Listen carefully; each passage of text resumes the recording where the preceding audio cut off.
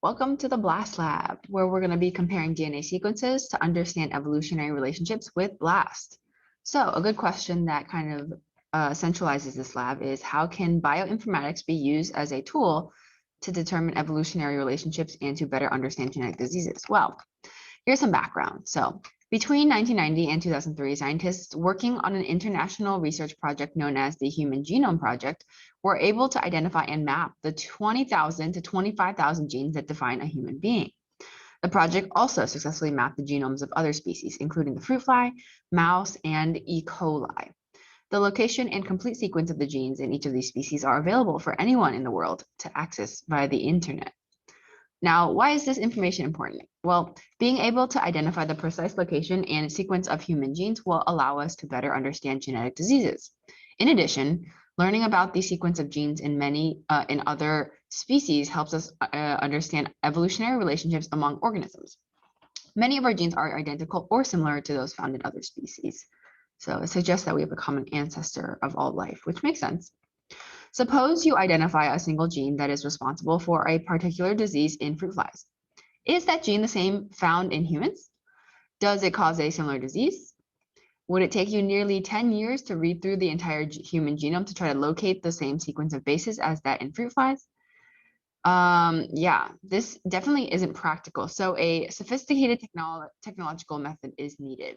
So bioinformatics is a field that combines statistics, mathematical modeling, and computer science to analyze biological data. Using bioinformatics methods, entire genomes can be quickly compared in order to detect genetic similarities and differences. An extremely powerful bioinformatics tool is BLAST, which stands for Basic Local Alignment Search Tool. Using BLAST, you can input a gene sequence of interest and search entire genomic libraries for identical or similar sequences in a matter of seconds.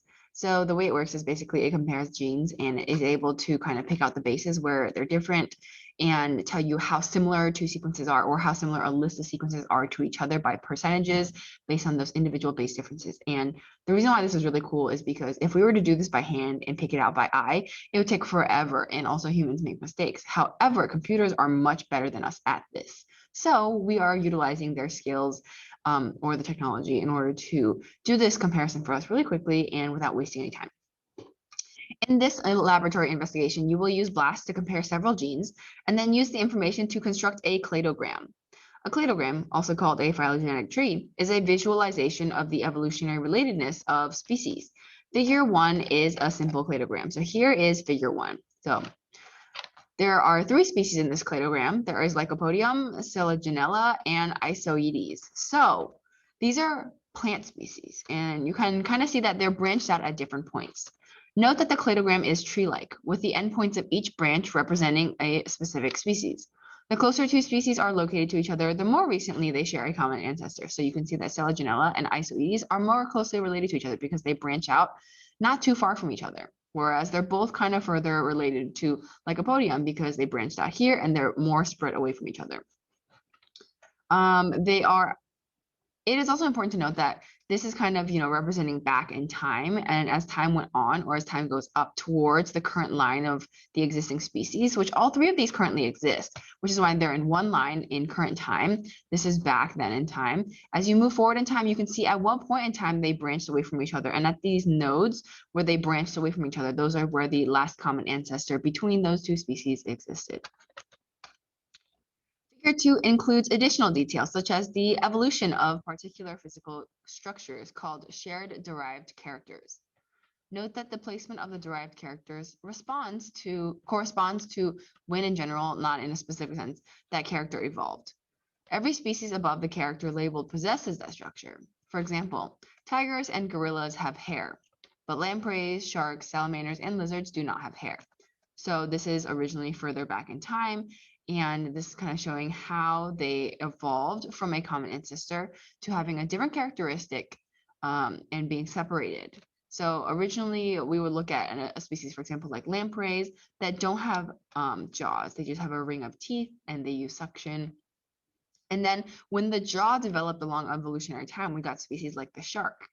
But the shark has gills. So when the lungs developed, we got species like salamanders but salamanders have wet skin. So as the character for dry skin developed, then we got species like lizards. And as this character for hair developed, we got species like tigers. And as the character for no tail developed, we got species like gorillas. Now, if I were to look back here and I were to look at the character for jaws, we would notice that all sharks, salamanders, lizards, tigers, and gorillas all have jaws. The only one that doesn't have a jaw is the one before this character, which is the lamprey. Similarly, if you want to look at hair, like the example above, the tiger and the gorilla come to the right side or above or later than the hair character developed. So they have hair versus the ones that developed before the characteristic for hair developed. They are to the left or behind. The cladogram above can be used to answer several questions. Which organisms have lungs? What three structures do all lizards possess? According to the cladogram, which structure, dry skin or hair, evolved first? Historically, only physical structures were used to create cladograms. However, modern-day cladistics relies heavily on genetic evidence as well. Chimpanzees and humans share 95% plus of their DNA, which would place them closely together on a cladogram. Humans and fruit flies share approximately 60% of their DNA, which would place them further apart on a cladogram, but perhaps closer than the difference between humans and another organism. Can you draw a cladogram that depicts the evolutionary relationships amongst humans, chimpanzees, fruit flies, and mosses? So this is kind of the introduction section. Any questions in here, I would hope that you would answer on your handout. And if you're not sure, definitely you can either ask during class to clarify, or you can use Google to help you out. So I'm expecting you to answer the questions right here under the cladogram and to construct a cladogram by hand using the species human, chimpanzee, fruit fly, and moss. So it should be a relatively simple cladogram, and you should be able to just kind of guess even where they belong on the cladograms, which ones come first and which ones branch away from each other most recently. So getting started, you're going to answer some of these questions, and then you'll get started on the actual part first part of the lab. So using the following data to construct a cladogram of the major plant groups, you're going to be looking at mosses, pine trees, flowering plants, ferns, and you're going to be comparing which ones are the most similar to each other based on their having vascular tissue, having flowers, and having seeds. You draw a cladogram out, and I will grade that for you when you submit it. GAPDH, glyceraldehyde 3-phosphate dehydrogenase, is an enzyme that catalyzes the sixth step in glycolysis, an important reaction that produces molecules used in cellular respiration. Remember, it's the one that happens in cytoplasm where you don't have oxygen, and even bacteria can do it. The following data table shows the percentage similarity of this gene and the protein it expresses in humans versus other species. For example, according to the table, the GAPDH gene in chimpanzees is 99.6% identical to the gene found in humans, while the protein is identical. So remember, when you have some short changes or small changes in DNA, especially if it's the third base in a codon, the protein usually will come out the same, but the DNA sequence is technically different. So this table shows you the percentage similarity between the GAPDH gene and the protein in humans in other species. So you're comparing to the chimpanzee, the dog, the fruit fly, and the roundworm. And the gene might have more differences than the proteins, but they all perform the same function within cells. So it's kind of cool to look at the differences and the fact that we all perform very similar processes, even though our enzymes are different. So the question you're answering is A, why is the percentage similarity in the gene always lower than the percentage similarity in the protein of each of these species? So I want you to recall how a gene is expressed to produce a protein. So it's kind of related to what I explained earlier with the codon. Part B is draw a cladogram depicting the evolutionary relationships among all 5 species, including humans, according to their percentage similarity in the GAPDH gene. So this is actually a lot more easier, and you're going to be using this percentage on this column right here for the gene percentage to draw this than maybe drawing it from here. It's a lot harder using this. So you can do some of these online activities to kind of get some ideas about what we're going to be doing in the BLAST lab, but you're not required to do these activities. I do think they're super, super fun though, compared to just looking at gene sequences like we will be. So the procedure for what we're going to be discussing in our BLAST lab is a team of scientists has uncovered the fossil specimen in figure 3 right here near Liaoning province in China. Make some general observations about the morphology or the physical structure of the fossil, and then record your observations in your notebook. Little is known about the fossil. It appears to be a new species. Upon careful examination of the fossil, small amounts of soft tissue have been discovered. Normally, soft tissue does not survive fossilization. However, rare situations of such preservation do occur. Scientists were able to extract DNA nucleotides from the tissue and use the information to sequence several genes. Your task is to use BLAST to analyze these genes and determine the most likely placement of the fossil species on figure 4. So here is our fossil cladogram that you're going to be using, and you're going to be essentially placing this fossil where you think it belongs based on the characteristics that you can observe. So form an initial hypothesis as to where you believe the fossil specimen should be placed on the cladogram based on the morphological observations you made earlier.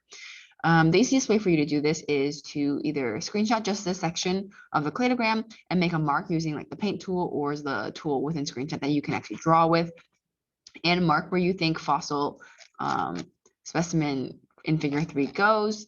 And then we're going to actually see where it most likely goes in comparison to genes that all the other organisms contain using BLAST. So I'm going to ask that you locate and download gene files. There are 3. You're going to download the gene files 1, 2, and 3 that I attached to the post for this assignment. And that's going to be under this post where the video is. So the assignment post will contain the gene files that you will need to download. You won't be able to open them because our computers actually don't have the application to open them or the software. But as long as you download and save them, you'll be able to upload them for step 3.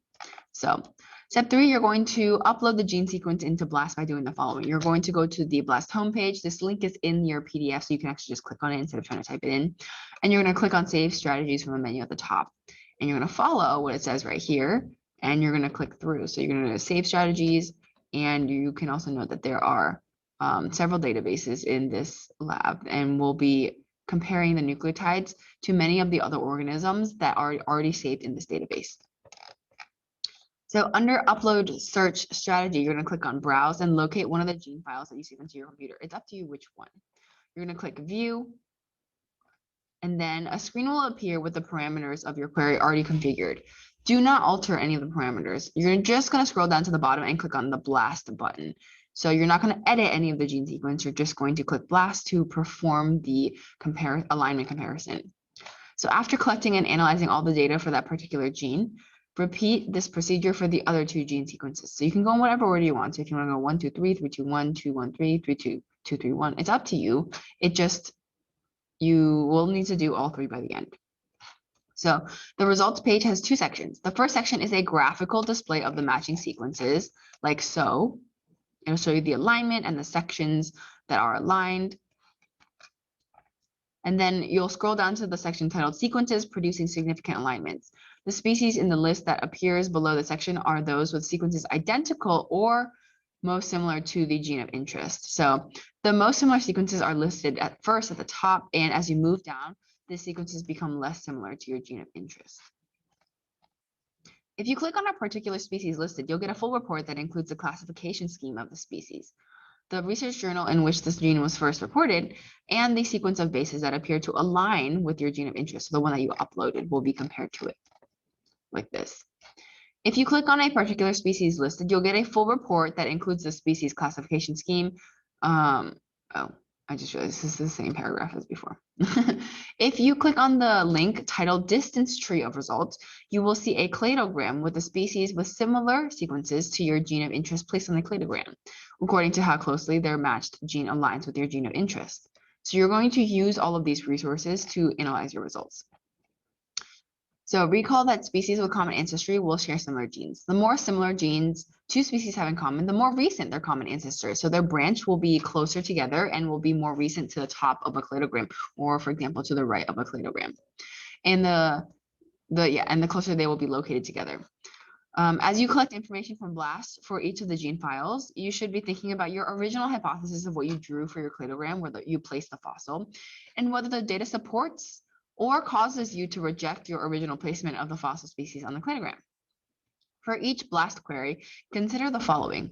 The higher the score, the closer the alignment is, and the lower the e-value, the closer the alignment is. So sequences with e-values less than 1 times 10 to the negative 4 can be considered related with an error rate of less than 0.01%. So they're really, really closely related if they have a low e-value. The questions you're going to be answering for each of the gene sequences is, what species in the BLAST result has the most similar gene sequence to the gene of interest? Again, you're doing this for all 3 genes separately. They're pretty short questions though. Number 2, where is that species located on your cladogram? So you can look back at the original cladogram, which is all the way up here, and you can see where the given species that is compared to that's the most similar is related on here. How similar is that gene sequence? You should be able to give me a percentage of similarity. And then what species has the next most similar gene sequence to the gene of interest? So you'll be able to look at gene species 1 and then most similar, and then species 2 right under, which is the second most similar. So based on what you have learned from the sequence analysis and what you know from the structure, decide where the new fossil species belongs on the cladogram with the other organisms. If necessary, you can redraw the cladogram you created before. So you can take a screenshot again and then replace it, or you can take your original picture that you already marked on and X out where it was if you're changing it, or leave it be for the reasons that you decided that it stays there because you checked the 3 genes from this fossil and it just seems to match where you put it. So it's up to you. So last thing you're going to do is compare and discuss we're not doing the cladograms with the classes. So on the main page of BLAST, click on the link, list of all genomic databases. How many genomes are currently available for making comparisons using BLAST? How does this limitation impact the proper analysis of the gene data used in this lab? Think about if we haven't managed to gene sequence every single living thing in the on Earth yet, then is our analysis just not actually accurate? That's what you're going to be thinking about. And then last question is, what other data could be collected from the fossil specimen to help properly identify its evolutionary history? So you're going to be answering these questions for BLAST part 1 in the lab, and you will submit your document that you've completed on all 3 genes and all of these evaluating and analysis questions.